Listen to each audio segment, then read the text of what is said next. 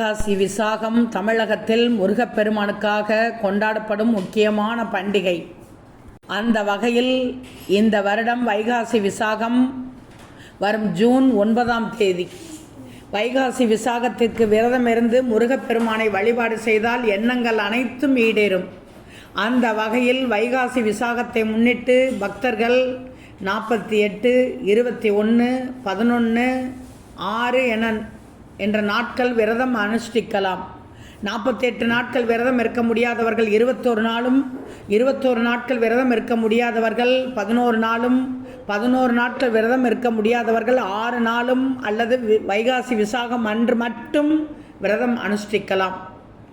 இந்த குளம் தலைக்கச் செய்யும் வைகாசி விசாக வழிபாடு எப்படி தெரியுமா? முருகப்பெருமானின் அருள் முழுவதும் கிடைக்க வைகாசி விசாகம் விரதம் இருந்தாலே போதும்.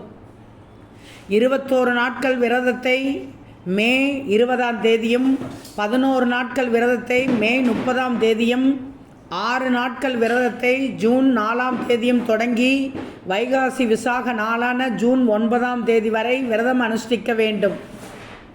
வைகாசி விசாகத்திற்கு விரதம் அனுஷ்டிப்பவர்கள் தினமும் அதிகாலையில் எழுந்து குளித்துவிட்டு வீட்டை சுத்தம் செய்த பின்னர் முருகப்பெருமானுக்கு பூக்களால் அலங்காரம் செய்து காலை மாலை என 2 வேளையும் விளக்கேற்ற வேண்டும்.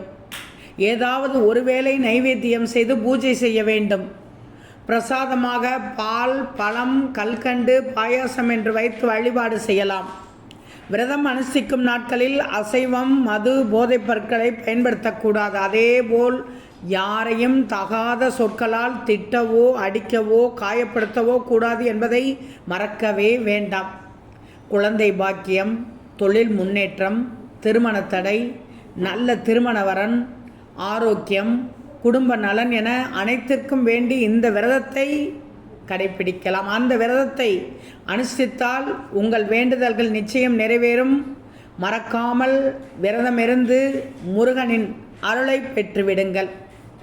இந்த வைகாசி விசாகம் வசந்தகால வைகாசி விசாகம். தமிழ் கடவுளான இந்த தலைமை தெய்வமான இந்த முருகப்பெருமானை வணங்கி விடுங்கள். விரதத்தை கடைபிடித்து விடுங்கள்.